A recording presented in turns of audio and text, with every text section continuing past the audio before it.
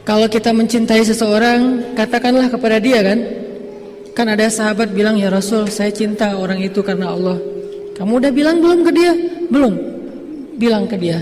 Karena kalau kamu mencintai saudaramu, sampaikan kepada dia. Nanti supaya dia membalas. Ana uhibbuka fillah, ahabbakallahu bima ahbabtani fih. Kalau nggak ngerti bahasa Arabnya Ustaz, aku cinta sama kamu, agak-agak gelo. Cuman kalau di Indonesia nggak budaya gitu ya, jadi agak-agak ngerasa gimana gitu. Kalau di Arab biasa aja sih, ngasih permen. Ana uhibbuka fillah, akhi, aku mencintaimu karena Allah. Benar-benar karena Allah. Kalau perlu kita bikin kayak make sure gitu ya. Allah, benar karena Allah. A-nya dipanjangin. Karena kalau A-nya panjang itunya artinya apakah. Kalau A-nya pendek itu huruf biasa.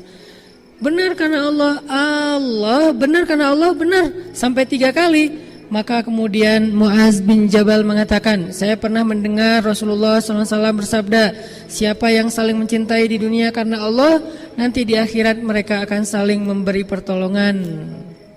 Kalau ada yang duluan masuk surga, dia akan cari temannya yang saling mencintai di dunia karena Allah, untuk dia tolong supaya bareng-bareng masuk surga. Kenapa? Karena di dunia aja mereka gak mau bahagia sendiri, pasti ingat temannya. Lagi makan ingat temannya, dia makan gak ya? Kalau dia di rumahnya bagus, rumah temannya bocor, ingat rumah temannya, kasihan dia bocor kalau lagi hujan nih. Ingat di dunia aja, ingat apalagi di akhirat. Nah ini dengan manusia, lisan. Kalau dengan Allah gak cukup lisan. Justru muamalah dengan Allah itu mainnya di sini. Muamalah dengan manusia di lisan. Dengan istri itu kita harus pintar-pintar membahagiakan hatinya dengan lisan. Kita harus pintar-pintar membahagiakan hatinya dengan kata-kata yang indah.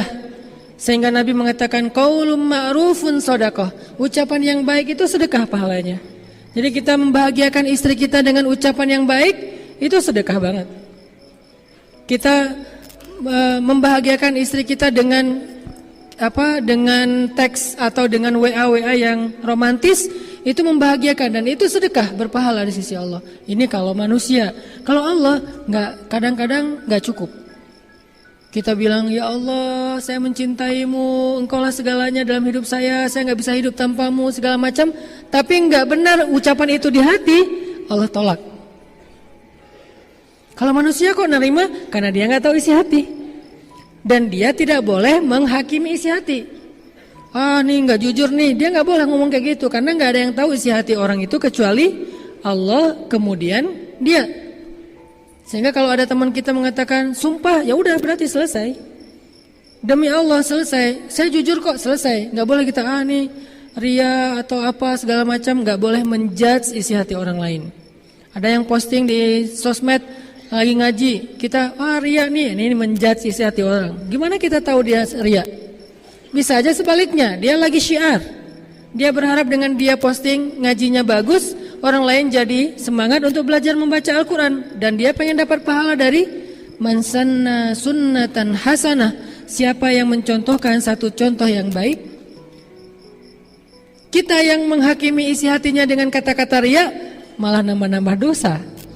Atau mentransfer pahala kita buat dia, kan rugi nih. Nah kalau ke Allah, Allah maha tahu. Wa asirru qawlakum aw jaharu bih innahu alimun bidzatis sudur. Kalian sembunyikan kata-kata kalian atau kalian nyatakan, innahu alimun bidzatis sudur. Allah tahu banget lah isi hati kalian, kata Allah. Sehingga kalau kita cuman berucap ngegombal ke Allah tapi di hatinya tuh nggak jujur, Allah nolak gombal kita. Apa contoh gombal ke Allahnya? Inna sholati wa nusuki wa mahyaya wa mamati lillahi rabbil alamin. Itu keren banget kan kata-katanya. Sesungguhnya sholat saya, kurban saya, inna sholati wa nusuki, hidup saya, mati saya, semuanya untuk Allah. Tapi nggak ada di hati kata-kata itu, maka Allah akan menolak kata-kata tersebut. Sama kayak orang-orang mengatakan, wa minan nasi man yaqulu amanna billah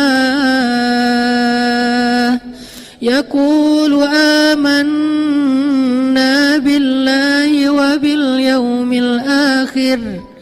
Ada manusia, ada orang bilang Kami beriman kepada Allah dan hari akhir. Terus Allah komen postingan mereka. Apa kata Allah? Wa ma hum bimu'minin. Mereka enggak beriman.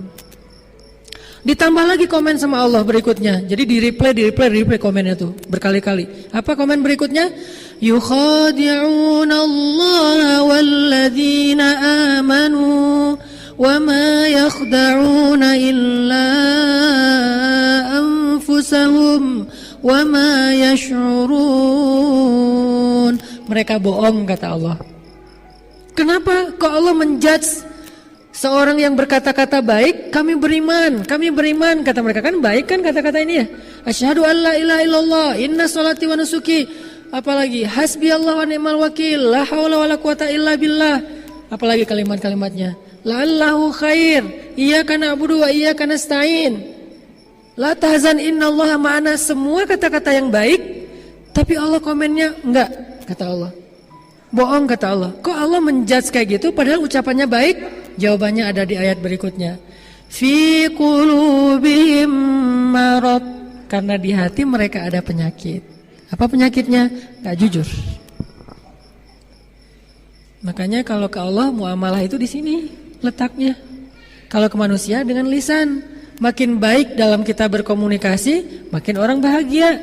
Makin orang jadi teman dekat dengan kita. Makin bagus cara kita nulis caption atau kita nulis teks WA kita tuh pakai emoticon guling-guling lah, big hug lah, nangis lah, kiss lah, segala macam. Makin jadi kayak geng banget ya, sahabatan banget. Apalagi buat cewek-cewek kan senang pakai emoticon tuh. Kadang-kadang kalau di line emoticonnya sampai di share segala macam karena itu kayak bahasa komunikasi. Kalau ke Allah nggak bisa. Kalau ke Allah itu di sini dulu, baru di sini. Bukankah Nabi mengatakan Allah tidak melihat kepada penampilan kalian? Allah tidak melihat kepada perbuatan kalian, tapi Allah melihat ke hati kalian. Maksudnya bukan gak penting penampilan dan perbuatan, bukan. Tapi maksudnya kalau hatinya gak selaras, penampilan dan perbuatan itu ditolak sama Allah. Bukankah innamal a'malu binniyat?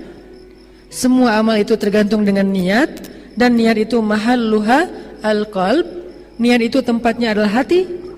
Berarti interaksi kita, akad kita dengan Allah itu dimulai di sini. Kalau di sininya mantap, wah, banyak banget keajaiban terjadi dalam hidup kita. Banyak banget kalau di sini mantap. Kita nggak butuh kalimat panjang, satu kata aja cukup. Kalau di sininya mantap, udah ada akad dengan Allah. Satu kata aja untuk ngeklaim, udah cukup. Apa kata itu? Allah. Udah selesai. Kita udah baca Al-Baqarah, baca segala macam, masih aja ketakutan kan ya? Kita yang gemetar. Nabi cuma dengan satu kata Allah, musuhnya yang gemetar. Kita malam-malam sendirian mungkin di rumah atau di kos-kosan, dan banyak cerita-cerita serem kata orang-orang di kos-kosan itu di belakang rumah segala macam. Kita bacalah Al-Baqarah, lengkap tuh 286 ayat dibaca. Kan Masya Allah ya. Ada berapa kata Allah di dalam surat itu? Kok masih gemetaran? Kok masih gak bisa tidur? Kok masih khawatir? Karena kita membaca itu dengan lisan, bukan dengan hati. Ketika kita membaca ayat Allahu waliyul ladzina amanu, padahal cukup ya satu kata itu, satu kalimat.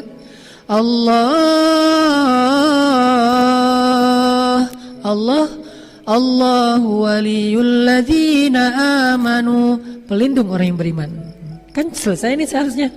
Allahu waliyul ladzina amanu. Ya udah saya yakin. Selesai seharusnya. Udah tenang, tumanina, bisa tidur, sakinah. Padahal kan kata-katanya tuh udah mantep banget. Kenapa masih kurang? Di sininya belum. Kita baca Al-Mulk, kita baca Yasin, kita baca banyak surah di Al-Quran yang semuanya juga baik. Al-Kahfi. Kenapa kok gak bisa bikin kita tenang ketika ada masalah? Lagi ada masalah galau berat nih, baca la tahzan innallaha ma'ana. Kita ulang-ulang.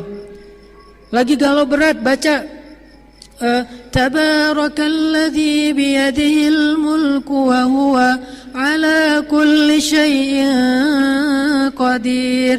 Kok masih galau? Karena lisan kita enggak klop dengan hati kita. Jadi enggak akan terjadi apa-apa dalam hidup kita. Kenapa nggak terjadi apa-apa? Karena kita nggak lagi bermuamalah dengan Allah. Kita lagi bermuamalah dengan orang atau dengan diri kita sendiri. Kalau kita pengen dapat pertolongan dengan Allah, pertolongan dari Allah, muamalahnya pakai ini. Bukan pakai ini doang. Kalau pakai ini, nggak usah panjang-panjang. Allah aja bisa selesai masalahnya. Kayak Nabi lagi ditodong senjata, benar-benar ditarik dikit aja. Itu kan pedang tajam banget tuh. Ditaruh di sininya Nabi atau mungkin di sininya. Wallahu alam, yang jelas di leher Nabi, taruh di sini, ditarik sedikit, itu langsung kayak kita motong ayam. Benar-benar langsung Nabi kegorok itu. Dan itu benar-benar gak ada yang melindungi Nabi di antara manusia. Dia bilang, siapa yang akan menyelamatkan kamu Muhammad sekarang? Teman-teman kamu, sahabat-sahabat kamu jauh. Nabi melihat ke arah dia dengan tenang dan hatinya mantap, mengatakan Allah. Langsung jatuh tuh pedang. Dia bukan megang pedang santai-santai gitu. Pegangnya kan namanya juga mau gorok kan ya. Udah kayak orang megang samurai gitu kan, udah siap-siap nih mau ditarik.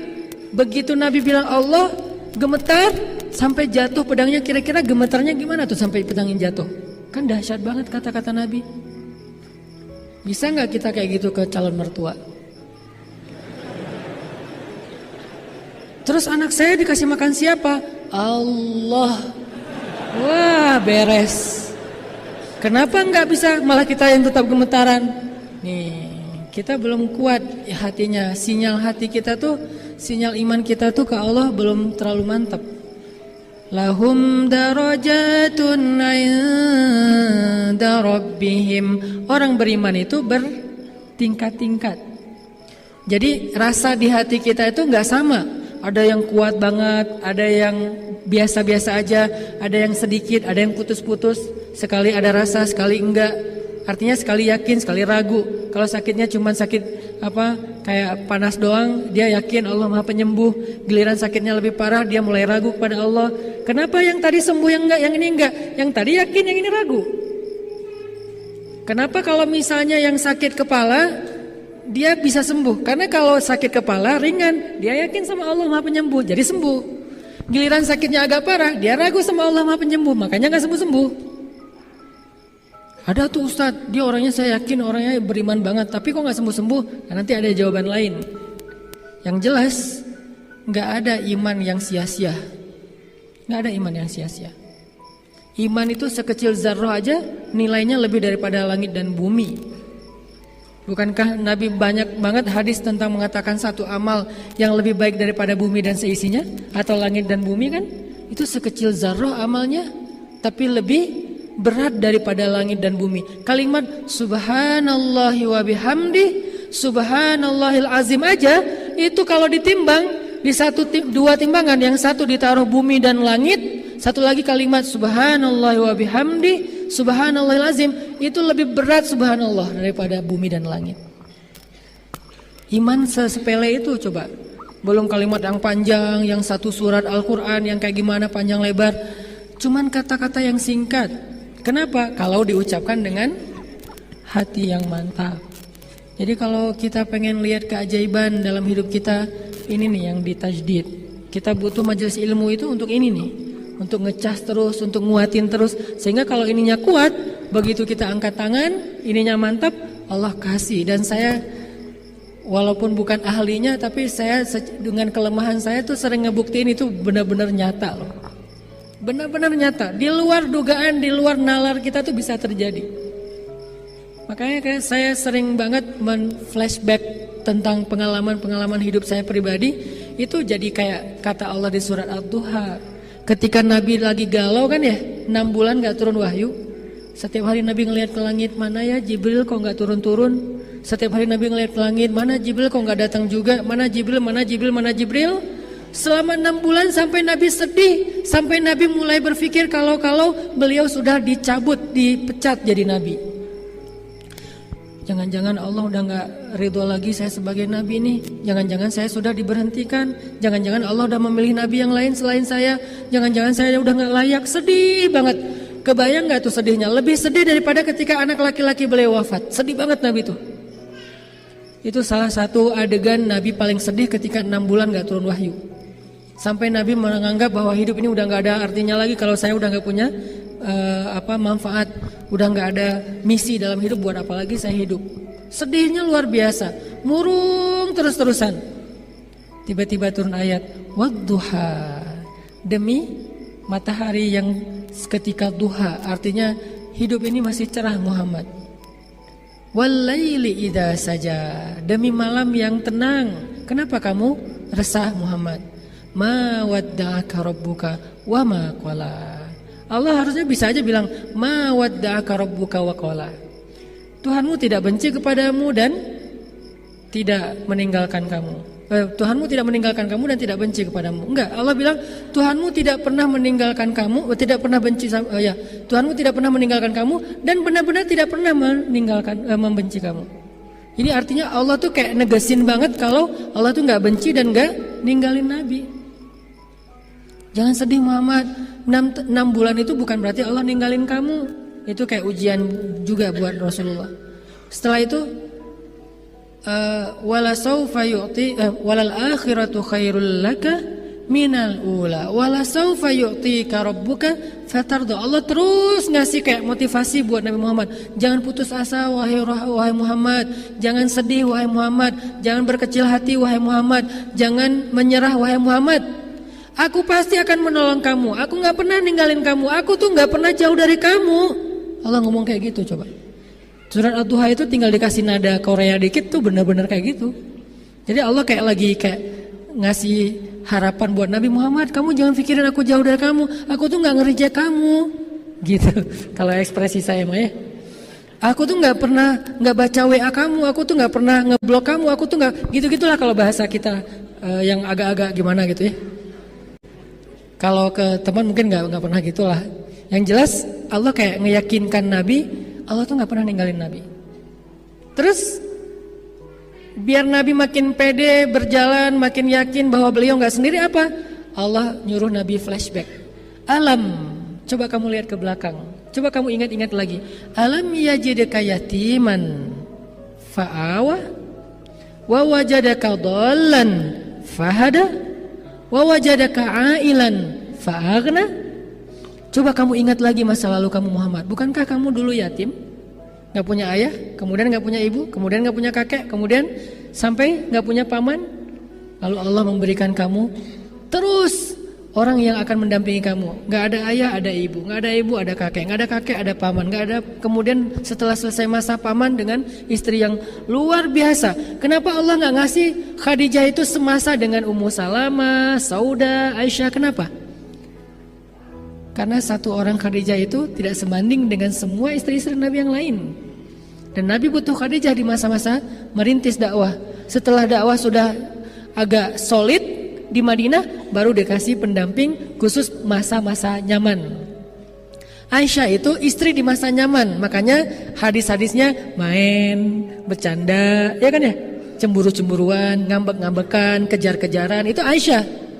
Terus di sisi yang lainnya mencari ilmu, menghafal hadis, menghafal Quran. Karena Islam dakwah udah lumayan solid di situ tuh. Kalau masa merintis, masa-masa Nabi pulang dalam keadaan sedih, diselimutin, Nabi pulang dalam keadaan kotor, tubuhnya dibersihin, itu Khadijah.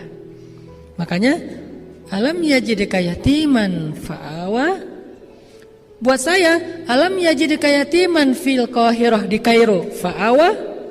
Bukankah kamu sendiri dulu di Kairo, berangkatnya sendiri gak punya siapa-siapa, lalu Allah memberikan kamu keluarga, berangkat sendiri pulang 2,5. Kok 2,5? Sama istri saya dan anak dalam kandungan istri saya. Jadi kita pulang bertiga. Allah kasih keluarga, dikasih teman, dikasih geng. Sehingga di Kairo saya malah jadi betah, malas pulang karena udah terlanjur banyak teman di sana. Baik orang Indonesia, orang Mesir, orang Afrika. Yang paling banyak teman saya itu orang Afrika. Mungkin karena agak-agak mirip kali ya, jadi banyak teman. Kita jalan bareng, seru-seruan. Bukankah dulu berangkatnya sendiri? Siapa yang mendatangkan teman-teman, yang mendatangkan pasangan? Allah. Ingat itu, sehingga kalau kamu melangkah, gak usah khawatir. Kan Allah di sana dan di sini sama. Nanti Allah yang akan membantu kamu dengan cara yang sama, bahkan lebih dahsyat dari itu. Sehingga saya gak pernah khawatir. Awal saya datang ke Bandung juga kayak gitu. 2006, belum lama loh. 12 tahun yang lalu saya datang ke Bandung, tinggal di Tegalega yang pojok ada pembuangan sampah. Saya bilang saya harus bisa memberi manfaat lebih di kota ini. Saya berdiri di atas gedung Gria Jogja Kepatihan tuh, saya naik ke atas, saya lihat kota Bandung. Kenapa kok di situ? Kenapa nggak di Tower Masjid Agung? Karena nggak punya duit untuk bayar masuk tower, cari yang gratisan. Terus di ITC ya namanya, ITC kan ya, yang dekat yang di Kebun Kelapa, berdiri di atas, di kota Bandung. Saya harus memberi manfaat di sini. Saya harus 10 tahun lagi saya harus menjadi orang yang bermanfaat. Itu azam. Kenapa saya yakin? Bukankah saya di Mesir juga dulu kayak gitu? Awal saya datang ke Mesir, hari pertama langsung ditaruh di sekretariat mahasiswa Aceh di lantai 21. Saya langsung duduk, kan musim dingin waktu itu, 6 derajat lah kurang lebih. Saya duduk di depan, di balkon gitu pakai jaket, melihat kota Kairo malam hari yang kelap-kelip lampu. Saya bilang, 5 tahun lagi saya di sini udah harus memberi manfaat lebih, harus jadi seseorang, saya bilang. Bukankah saya sendiri datangnya? Tiba-tiba 5 tahun kemudian saya punya keluarga, punya teman, alhamdulillah selesai kuliah di Al-Azhar.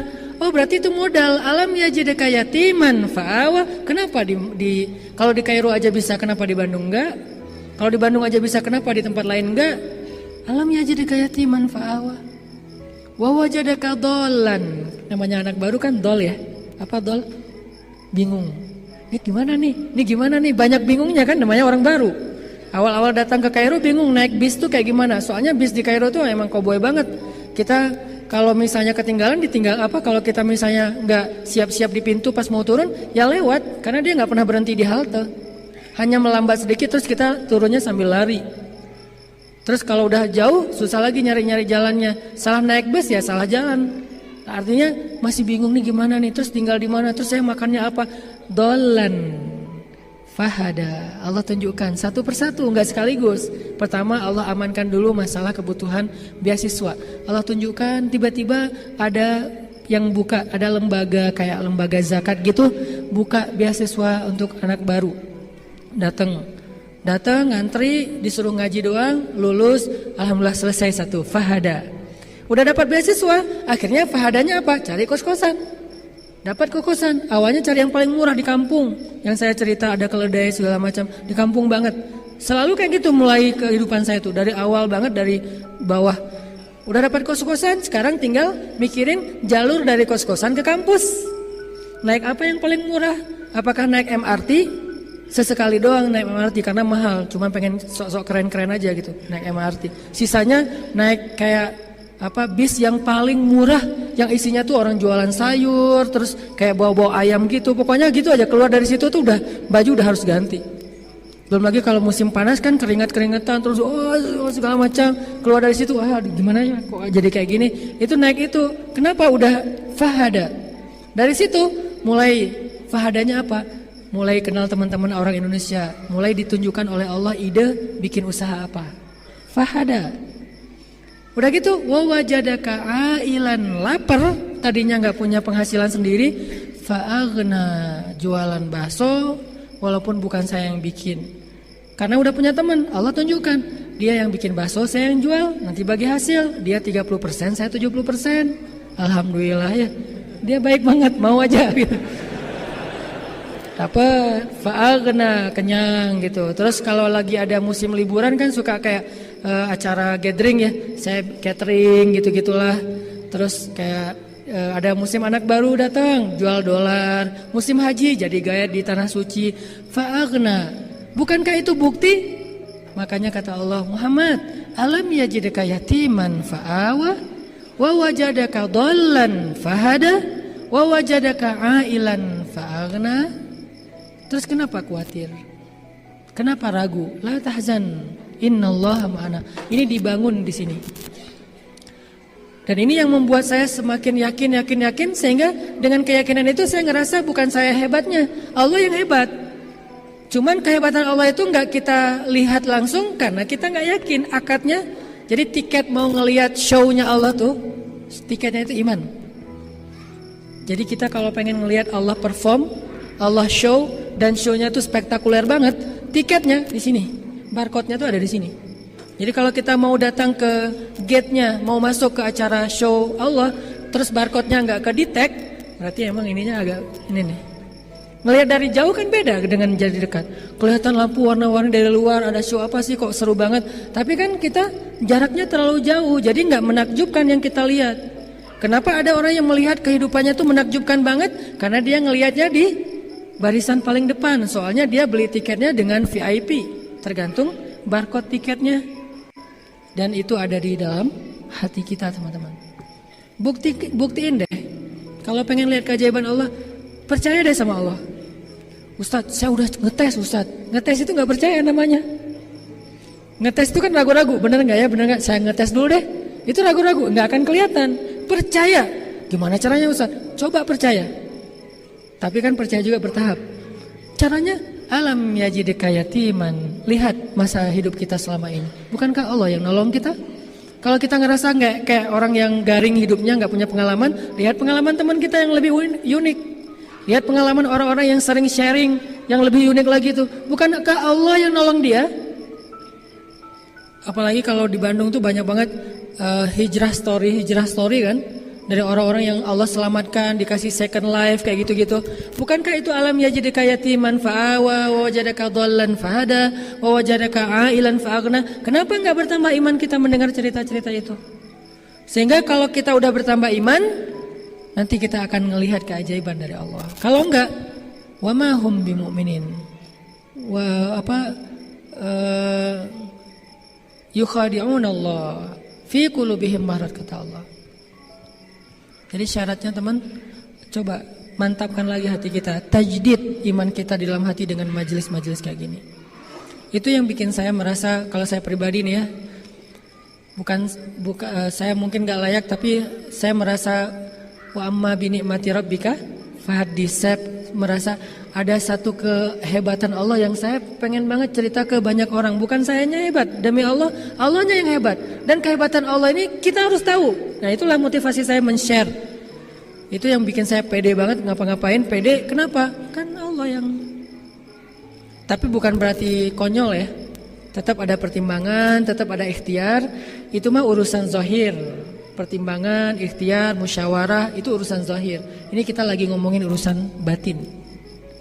Jangan sampai kita batinnya mantap tapi gak ikhtiar. Kok gak ada Ustadz? Dia terlalu woles. Terlalu, kayak kemarin ada cerita teman di Surabaya tuh bilang, Ustadz, saya tuh udah berusaha woles, tapi kok gak lulus-lulus ya Ustadz. Saya ketika ujian woles, gak belajar, kata dia. Saya udah umur sekian, woles, gak ngelamar-ngelamar cewek. Ya tapi kok jadi hidup saya kayak gini-gini aja Ustadz. Itu bukan woles. Bukankah Nabi berlindung kepada Allah dari kata-kata a'udzubika minal ajzi wal kasal? Aku berlindung kepada Engkau ya Allah dari lemah dan malas. Itu malas, bukan woles. Mudah-mudahan kita jadi tahu, oh berarti akad kita tuh di sini. Kalau mantap di sini nih, nggak akan kecewa. Terus kalau kita udah mantap, gimana cara Allah nolongin kita? Kalau kita yakin nih, udah berserah diri sama Allah, kalimat inna sholati wa nusuki, kalimat hasbi Allah itu udah mantap di hati kita. Gimana cara Allah nolong kita?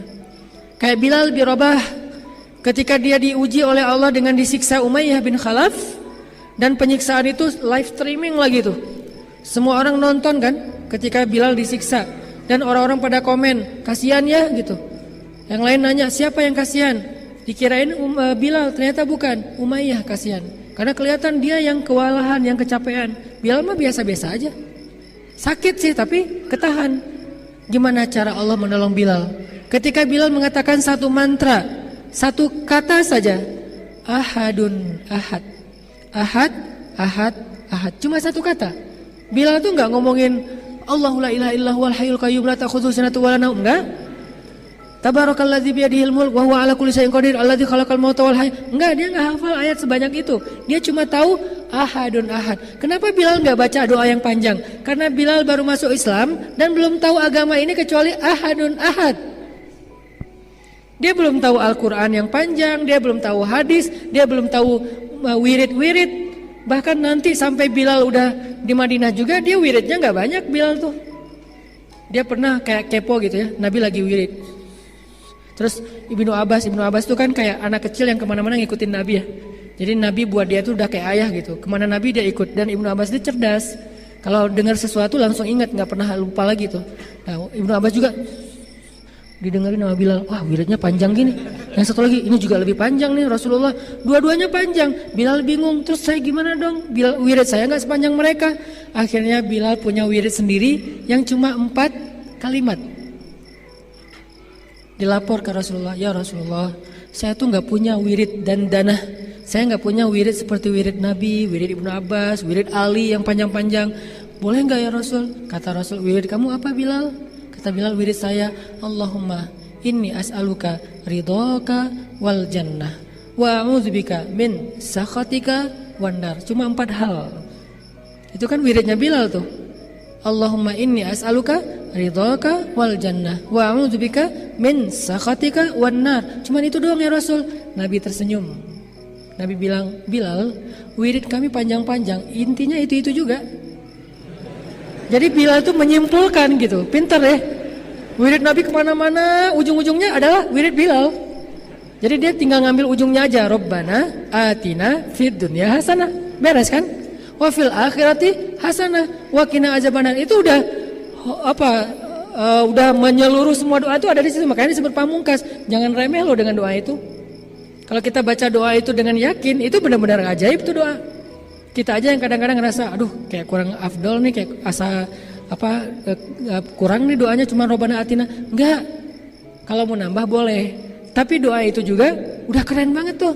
Bahkan doa itu diajarkan di surat An-Nisa. Allah sendiri yang ngajarin hasanah dunia, hasanah akhirat, dan terhindar dari api neraka. Mau nambah yang lain buat apa? Biar makin mantap nih. Ahadun ahad, dia cuma tahu satu kata, ahad doang gitu. Kok terus apa pertolongan Allah buat Bilal? Allah menolong Bilal bukan tiba-tiba begitu, ahadun ahad, datang Abu Bakar, Bilal saya beli, saya bebaskan. Nggak gitu cara Allah menolong hambanya. Ini yang kita harus paham. Sehingga tadi jawabannya ketika ada yang mengatakan dia itu orang yang beriman, dia itu orang soleh, kok dia nggak ditolong? Nggak, dia ditolong, kita yang nggak tahu dia ditolong. Apa bentuk pertolongannya? Allah menolong hambanya dengan 2 cara. Pertama, pertolongan pertamanya adalah kayak UGD gitu.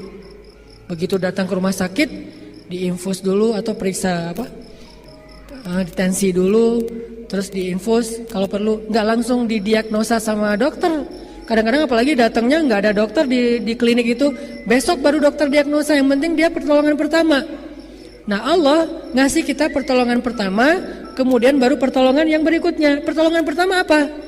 Pertolongan pertama dari Allah kepada hambanya ketika mereka punya masalah adalah Allah tolong hatinya, dikuatkan kesabarannya. Itu pertolongan pertama. Gak langsung drop off, gak, dikuatkan kesabaran dia. Sehingga walaupun dia tetap mendapatkan ujian yang itu, hatinya tetap tenang, dia tetap kuat, dia tetap tabah, dia tetap sabar. Itulah pertolongan paling ajaib yang Allah berikan kepada hambanya. Bilal disiksa itu berhari-hari, berminggu-minggu. Padahal dia udah bilang ahadun ahad dari hari pertama. Kok nggak langsung dibeli sama Abu Bakar?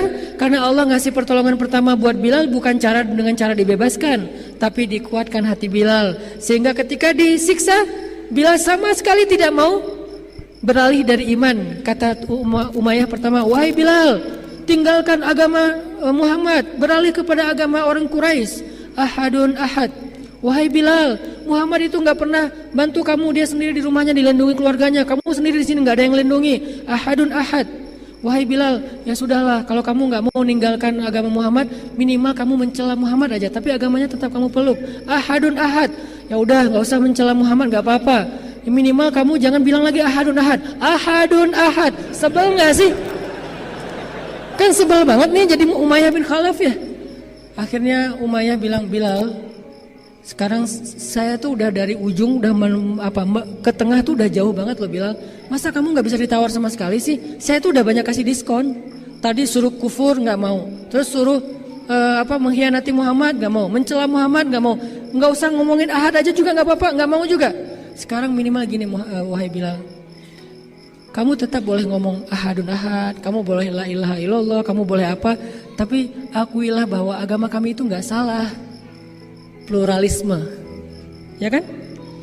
Kami juga benar, kamu juga benar. Cuman kamu lebih cocok dengan Allah, kami cocok dengan berhala. Gitu aja Bilal. Ahadun ahad. Apa enggak stroke tuh Umayyah bin Khalaf? Udah berkali-kali nawar nggak bisa. Kenapa Bilal bisa kayak gitu? Umayyah itu lemah hatinya, Bilal kuat hatinya. Karena Allah menolong hati Bilal.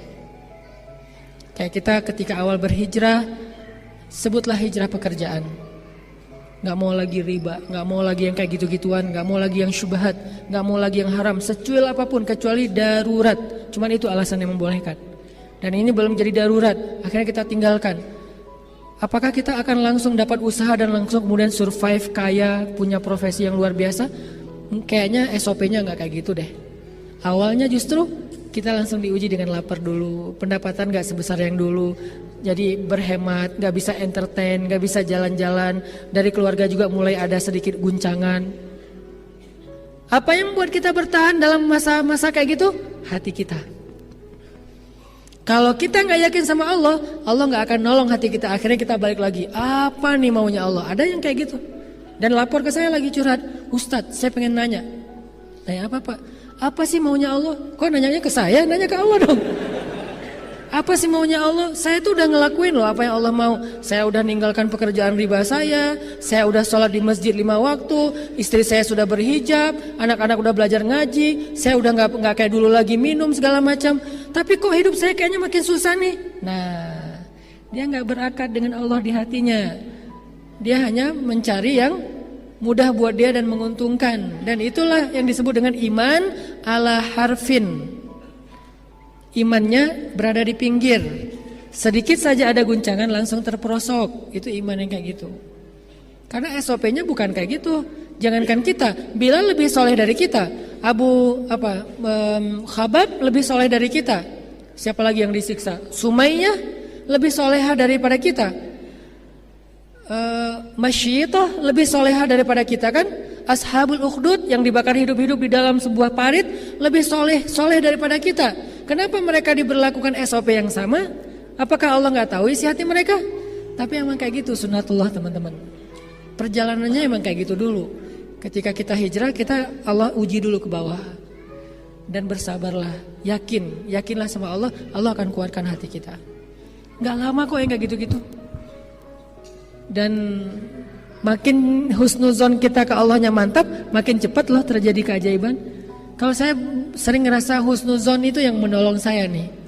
Ini mah gak akan lama. Ini mah bisa. Ini mah apa. Tapi ikhtiar ya. Ini masalah hati doang nih. Insya Allah Allah tolong. Insya Allah gak akan apa-apa. Ada Allah kok ada Allah. Benar-benar Allah tunjukin keajaiban. Gak pernah kepikiran. Jadi ayat min haitsu la yahtasib itu benar-benar nyata. Wa yaj'al lahum makhraja itu benar-benar nyata. Pasti teman-teman pernah ngalamin itu. Makanya kalau udah pernah ngalamin, alam yajidka yatiman fa'awa. Ingat itu, terus bikin itu jadi tajdid iman, pembaharuan iman. Sehingga kita berani mengambil resiko fisabilillah, berani gambling dengan melibatkan Allah, berani. Selama itu fisabilillah, gamblingnya itu di jalan Allah. Gambling jalan Allah gimana? Ninggalin yang haram menuju ke yang halal walaupun sedikit beresiko. Itu namanya gambling fisabilillah. Kan mengambil resiko kan, kayak bertaruh gitu. Kalau bertaruhnya pakai nama Allah, tenang weh, la tahzan. Allah nggak akan ngecewain kita kalau kita pakai nama Allah. Termasuk menikah nggak punya modal. Termasuk seorang perempuan menyerahkan dirinya, hatinya kepada seorang laki-laki yang nggak punya modal. Gambling banget kan, ngambil resiko banget. Tapi dia tahu laki-laki ini orang yang beriman dan bertanggung jawab. Beriman dia ke Allah, bertanggung jawab kepada manusia. Artinya dia mau berikhtiar, mau bekerja. Maka tenang. La tahzan wahai ibu-ibu, la tahzani wahai perempuan. Karena kalau kalian menyerahkan hati dan diri kalian untuk laki-laki yang beriman kepada Allah dan bertanggung jawab untuk kalian, insyaallah la'allahu khair. Itu yang udah baik banget tuh. Awal-awalnya mungkin agak ada tunggakan listrik, wajar. Akhirnya diusir. Ya emang kayak gitu. Kita baru diusir, belum disiksa kayak Bilal kan. Baru diusir doang, baru dimarahin sama bu kos. Setiap akhir bulan dimarahin, biasa. Belum dicambuk seperti Sumayyah. Belum juga bakar hidup-hidup dan diseret di bara api seperti Khabab. Nauzubillah. Jadi teman-teman, bersabarlah dengan sedikit ujian. وَلَنَبْلُوَنَّكُمْ بِشَيْءٍ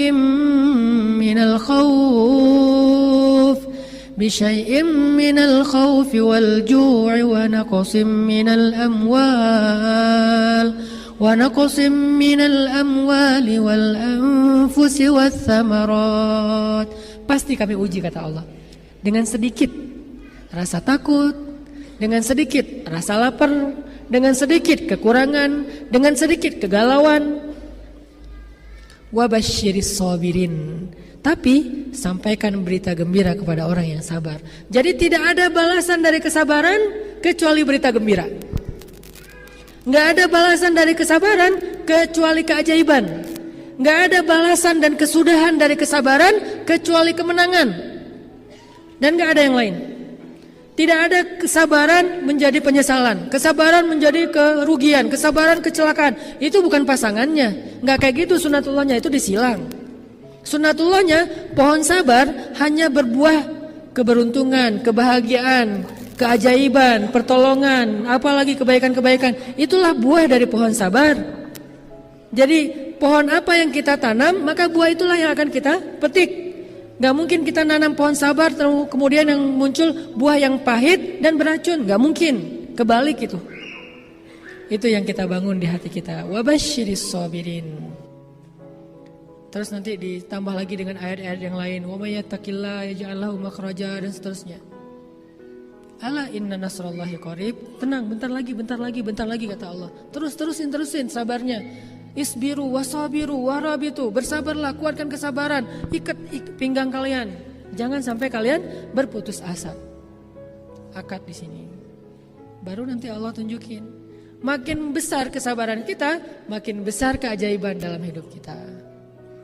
Saya udah ngebuktiin itu, saya yakin teman-teman udah pernah membuktikan itu. So, kenapa kita harus ragu? Kenapa kita harus galau? Kenapa kita harus berputus asa? Bismillah, jalan.